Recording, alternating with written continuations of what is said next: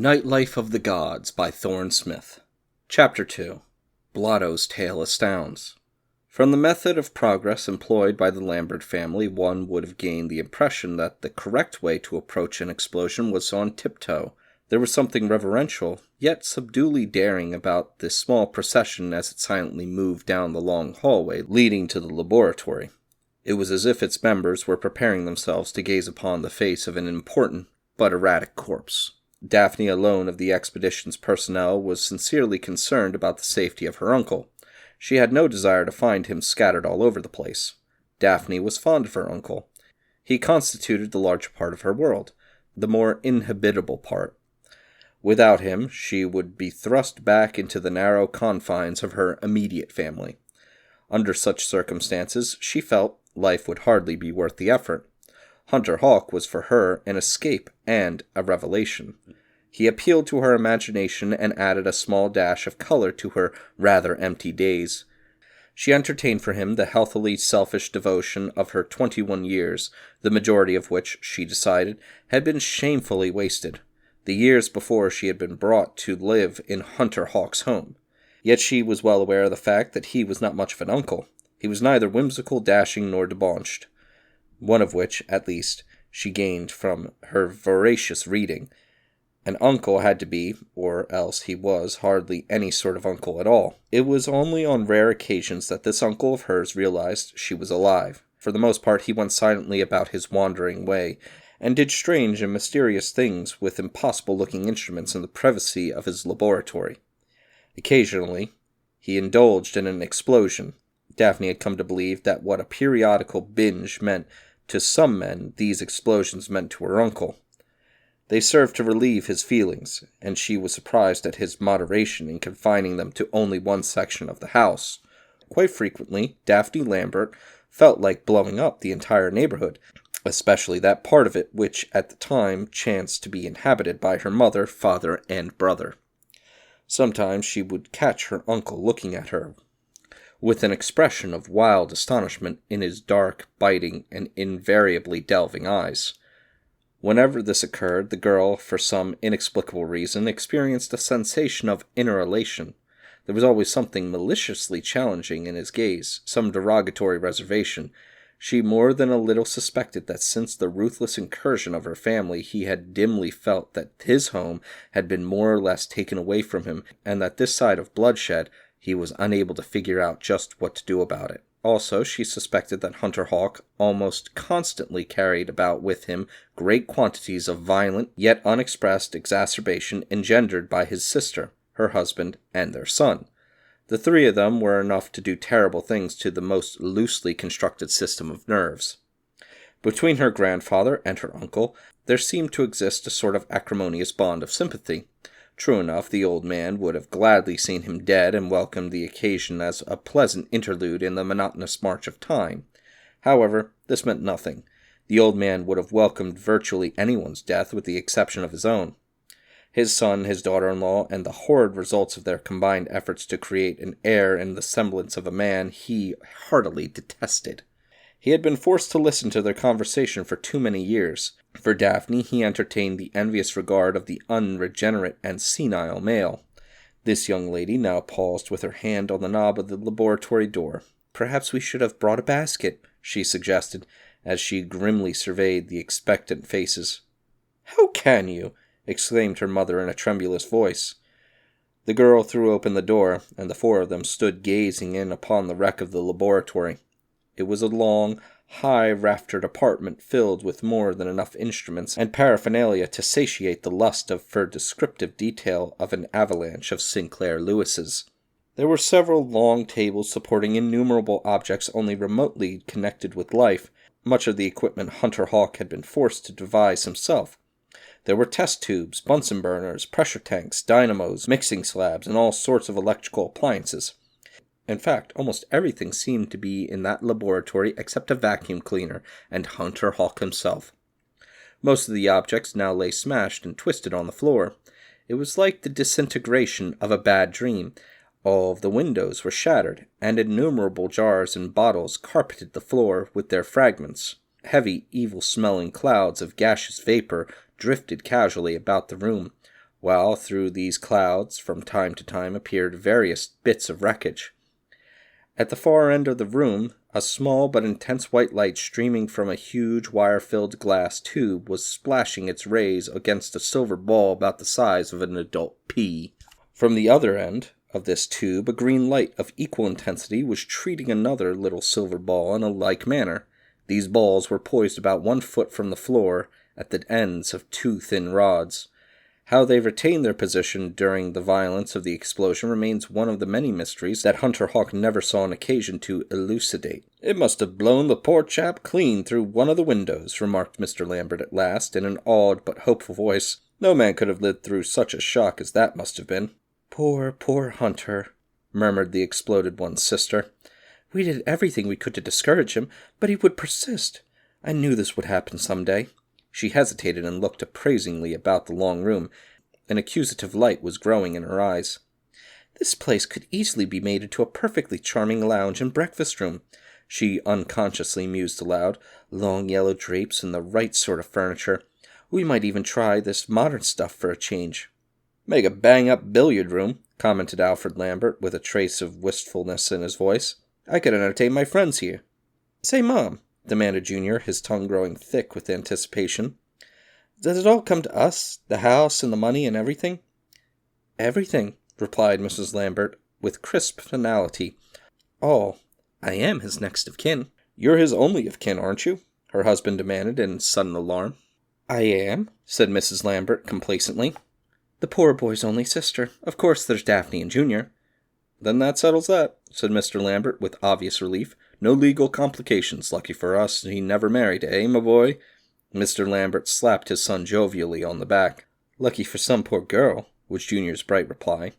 A sound like a strangled sob, only more frustrated and inarticulate, drifted weirdly through the room. "Did anyone hear that?" Alice Lambert demanded, with a startled light in her eyes. Apparently no one had. "Must have been the wind," replied her husband impatiently. "Now, what about the size of his estate, roughly speaking?"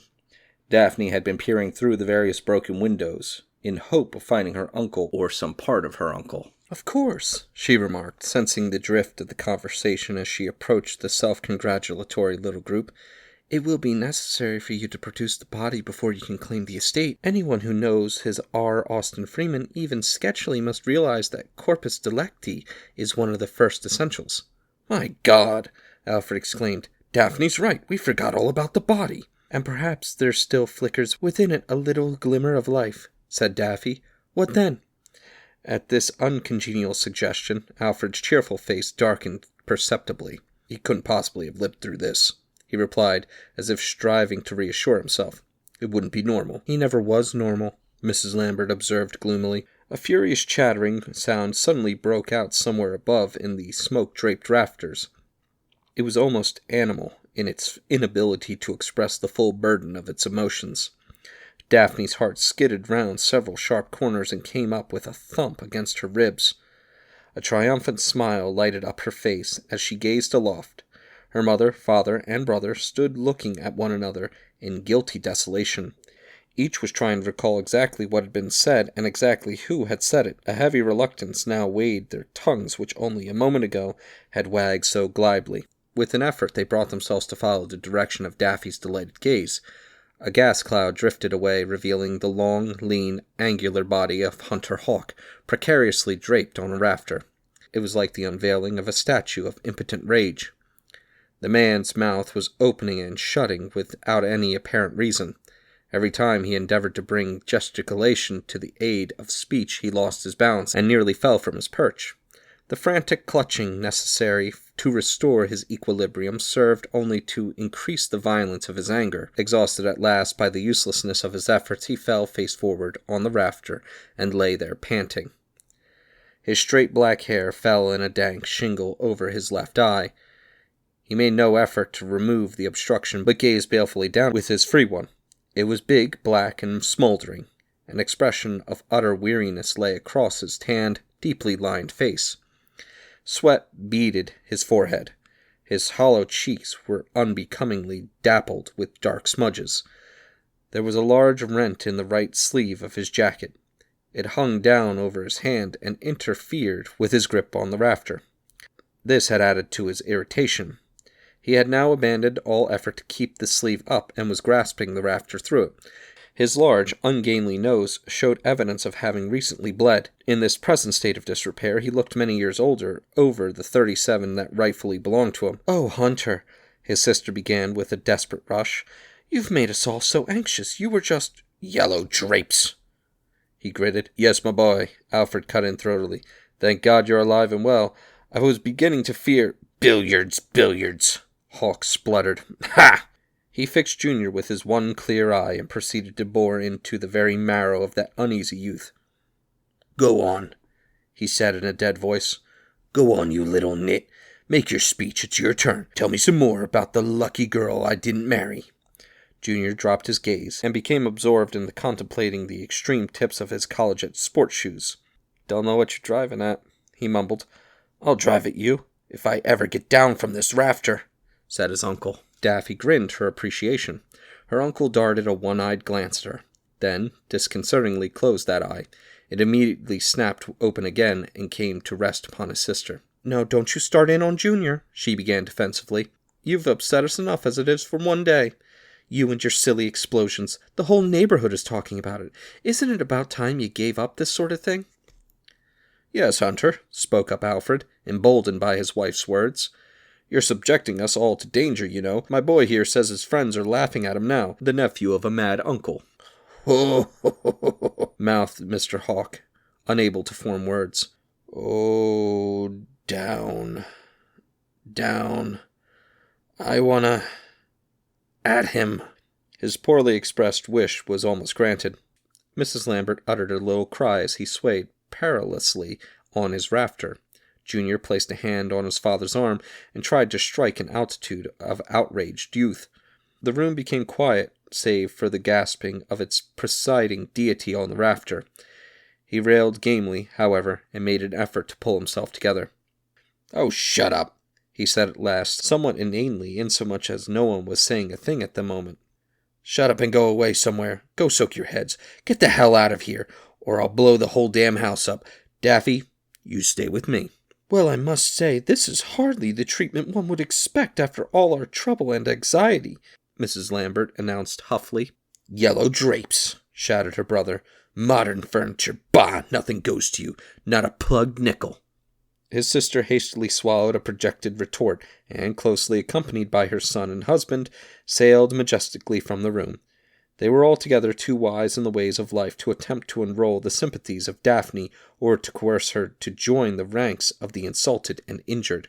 After all, Hunter Hawk was tremendously wealthy in his own name, and he did seem to be rather fond of his niece, the least lovable member of the family. It was just like him. Now, if only it had been Junior. "Hello, aloft," called Daffy as soon as the door was closed. "Do you want me to get you a ladder? I know where one lives, a long one. Bets could help." "A ladder," repeated Mr. Hawk, blinking down at her. "I don't like ladders. I don't trust ladders, and if Betts gets a look at this room, he'll make remarks. I can stand no more remarks. No ladder. Don't need one." "Would you care to have some dinner flung up at you, and a couple of sheets for tonight?" "I'm coming down directly." "How? Down?" "Listen," said the scientist ingratiatingly. "It's all very simple. There's no occasion for any excitement or rushing about. I hate excitement and rushing about."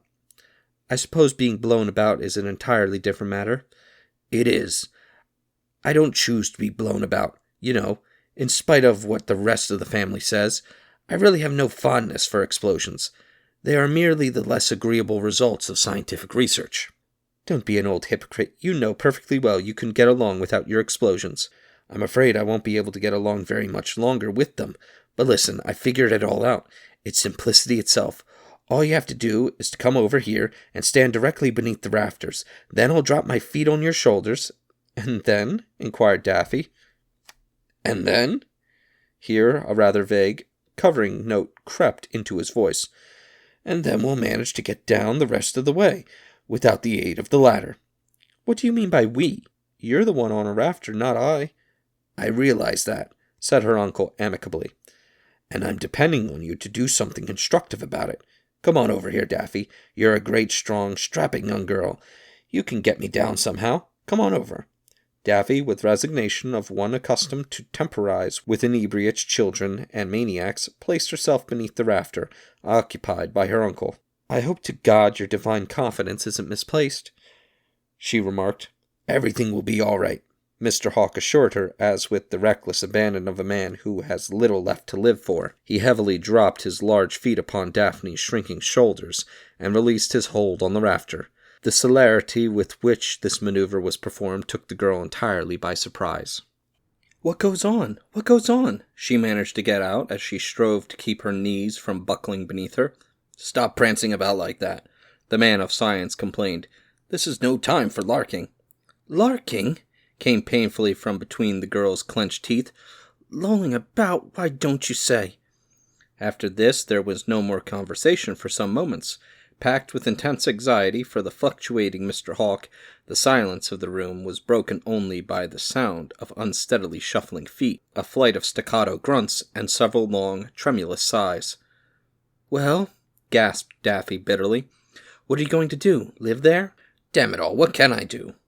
You've got a stranglehold on both my ankles." Hawk's voice was equally bitter. "Can't you crouch down gradually?" "Oh, God, what a man!" groaned his niece and collapsed unconditionally to the wreck-strewn floor of the laboratory beneath yard after yard of unupholstered uncle. "Didn't hurt me at all," he announced triumphantly as he uncoiled great lengths of himself from the small of Daffy's back. "How did you make out?" "Not at all well," replied Daffy. "Rather poorly, if you must know, but I'm glad it didn't hurt you. Would you like to try it again?" "It saved all the bother of getting the ladder anyway." "You certainly must loathe ladders to subject another human being to such brutal punishment," replied the girl. "Do you ever get into any trouble with a ladder?" With another unladylike grunt, she rolled over and struggled to a sitting position beside her uncle. "Well," she observed, surveying him critically, "you must be a tough son of a gun to have come through that alive." "Do I look all mussed?" asked Mr. Hawk. "You're not quite at your best," she replied. "I'd like to see you after an explosion," said Hawk. "You see enough of me as it is," answered Daffy. "After a thing like that, you'd see too much." Hunter Hawk gazed at the laboratory with professional interest. "This is about the best," he remarked philosophically. "It is, Hunter, it is. You should feel greatly encouraged. This is about the biggest thing you've done so far in the way of explosions." "Thanks, Daffy. Wonder what became of Blotto. The poor beast was here when the thing happened." "If it blew you up to the rafters, Blotto must be well on his way to Mars." "Hate to have anything happen to Blotto," said Hunter. "Here, boy, where are you? Blotto, you dumb clown!" From a corner of the room came the sound of diligent scraping. Presently, the head of an animal not totally unlike a dog, yet far from being the living image of one, cautiously appeared above the rim of a table. With deep suspicion, two black beady eyes studied the pair on the floor. A moist nose quivered delicately as it sniffed the malodorous air. One tan ear pointed scratchily aloft. The other, a soiled white, was not doing so well. The farthest north it was able to achieve was a rakishly tilted flop. As the dog shifted his gaze and looked about the laboratory, something like an expression of dismay came into its eyes. "He doesn't like it at all," commented Hunter. "Come here, Blotto, for a minute." Blotto placed two putty-like paws on the edge of the table, let go of them, and allowed their weight to drag his rump into view. It was a most disreputable-looking rump, shaggy, unenterprising, and hurriedly patched here and there with odd scraps of black and tan. There was a large tail on the extreme end of it, a willowy object composed chiefly of hair and burrs. Originally, it had been white. When Blotto had finally surmounted the obstruction, he undulated across the room and stood looking inquiringly into his master's face. Hunter took the dog in his arms and felt him carefully, while Blotto, with his tongue sprawling out, gazed from his inverted position at Daffy. The whites of his eyes unpleasantly displayed. Releasing the low-geared supine creature, Hawk rose and stretched his long legs. "No bones broken," he announced. "All bones broken," said Daffy, "and flesh bruised." She followed his example. Blotto, as if trying to satisfy himself as to exactly what had happened, ranged busily about the room. His tour of inspection completed, he stood at the far end of the laboratory and wagged his tail in appreciation of the fact that he was still alive. Suddenly, and most disconcertingly for everybody concerned, but much more so for Blotto, of course, the mop-like appendage refused to wag. For one brief moment, it had dipped its extreme tip into the rays of the white light on its binding passage to the little silver ball. "Look!" exclaimed Daffy, pointing at the dog. "Something has happened to Blotto." Something had happened to Blotto. To be exact, something had happened to Blotto's tail, but just what it was the astounded dog was unable to figure out. Concentrating what little power he had on this recalcitrant member, he strove desperately to make it perform its proper functions. Not a wag, not even a quiver. An expression of sharp anxiety sprang into Blotto's eyes. He cocked his head over his shoulder and thoughtfully scrutinized his tail. Yes, he could tell at a glance that there was something radically wrong with it. It neither looked the same, nor felt the same. Instead of the white fluffy brush in which he was wont to take so much pride, the tail was now a formidable, implacable-looking club, not one hair that contributed its quota of glory to the taut ensemble, even so much as stirred. It might as well have been a thing of stone, bereft of life and purpose. And the affair was heavy, decidedly heavier than could be conveniently managed. Obviously, it was no sort of tail to go carrying about with one. Apart from the ill-conceived merriment it would invoke, there was the question of fatigue. Would he be forced to remain in one place because of an abnormal tail? Were his amorous excursions at an end? Competition, God knows, was close enough, but with such a tail, impossible. Unwilling to entertain this tragic thought, the overwrought Blotto made a final effort. This time he completely reversed the familiar order of the operation. Instead of wagging his tail, he violently wagged himself. Behind, the tail swung ponderously, so ponderously, in fact, that Blotto was thrown off his balance and was forced to do some pretty clever footwork to keep from falling over. This was just a little too much for the dog. He sat down heavily and washed his hands of the tail. But Blotto was to discover that no dog can completely wash its hands of its tail.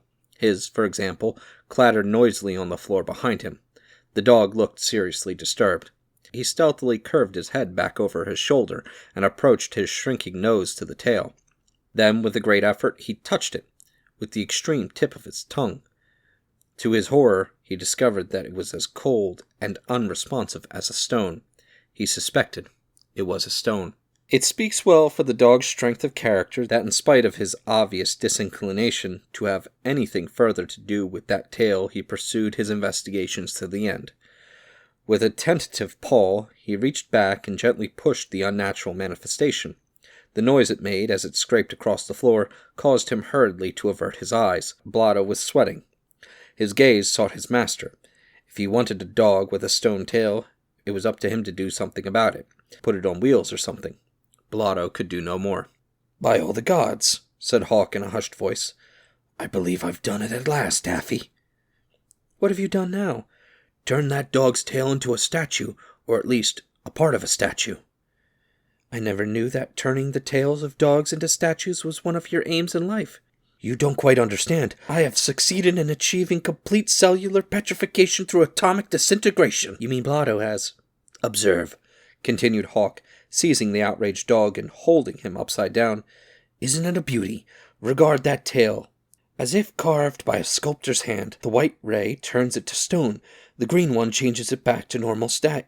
The green one changes it back to its normal state. I can now make both rays invisible and retain the same action." "I think Blotto would appreciate a slight dash of green," said Daffy.